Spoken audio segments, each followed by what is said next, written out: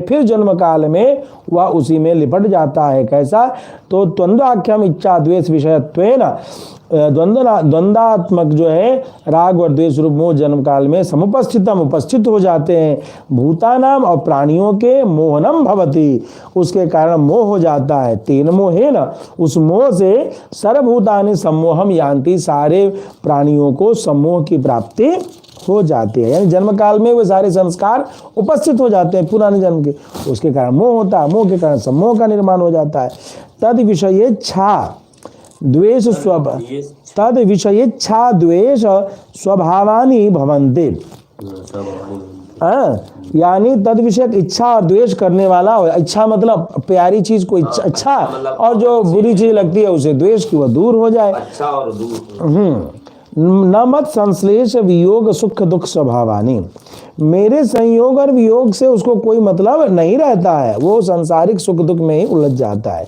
ज्ञानी तो मत संश्लेष वियोग सुख दुख स्वभाव न तत्स्वभावम किमपि भूतम जायते इति। ज्ञानियों का तो मेरे संयोग वियोग में सुख दुख मानने वाला होता है, उसके जैसे स्वभाव का दूसरा कोई भी प्राणी नहीं होता है।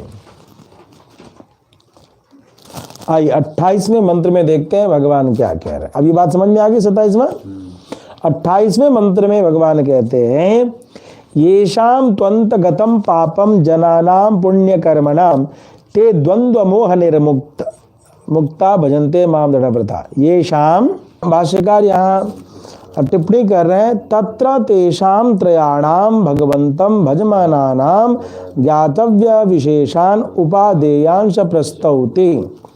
अर्थात अब भगवान को भजने वाले तीन प्रकार के, त्रयाणाम भगवंतम, प्रकार के भक्तों के लिए ज्ञातव्य विशेषण, जानने योग्य, उपादेयांश और उपधारण करने योग्य जो तत्व है उनकी प्रस्तावना करते हैं, उनके बारे में बता रहे हैं। क्या बता रहे हैं कि क्या करना चाहिए? भक्त कौन कौन है गुरुजी? तीन प्रकार के भक्त। वो पिछले में हम लोग अर्थार्थी, अर्थार्थी, जिज्ञासु और ज्ञानी, ये चार प्रकार की चर्चा है ना, वो सब पीछे से। इन चारों के बारे में चर्चा यहाँ पर अब आते चले जा रहे हैं। जरा मरण मोक्षाय मामाश्रित यतन्ति ते ब्रह्म तद विदुः कृत्स्नमध्यात्मम् कर्म चाखिलम। जो जरा मरण से छूटने के लिए मेरा आश्रय लेकर यत्न करते हैं, वे उस ब्रह्म को, संपूर्ण अध्यात्म को और समस्त कर्मों को जान लेते हैं। भाष्यकार टिप्पणी कर रहे हैं, उसको देखें। जरा मरण मोक्षा, यानी जरा मतलब बुढ़ापा, मरण मतलब मृत्यु के मोक्ष के लिए क्या करना है? प्रकृति वियुक्त आत्म स्वरूप दर्शनाय। प्रकृति से वियुक्त यानी प्रकृति के स्वभाव से परे जो आत्मा का विशुद्ध स्वरूप है, उसके दर्शन करने के लिए, उसकी अनुभूति के लिए माम आश्रित्य, मेरे ऊपर आश्रित हो जाता है। ते यतन्ते, वे प्राप्त करते हैं क्या? तो ते तद ब्रह्म विदुः, वे उस ब्रह्म को प्राप्त कर लेते हैं, समझ जाते हैं। अध्यात्मम च, और संपूर्ण अध्यात्म को जान लेते हैं। कृत्स्नम विदुः, कर्म जो अखिलम विदु, और समस्त कर्मों को भी जान। कृत्स्नम मतलब संपूर्ण, कृत्स्नम मतलब अध्यात्मम च कृत्स्नम विदुः, संपूर्ण अध्यात्म को जान लेते हैं। और कर्मम च अखिलम विदुः, मतलब कि सारे कर्मों को भी, कर्म के रहस्य को भी वे जान लेते हैं। कर्म मतलब गुरुजी कर्म के रस को कैसे जान लेते हैं जब वो मनुष्य है? कर्म के रस को कैसे जान लेते हैं जब वो मनुष्य है?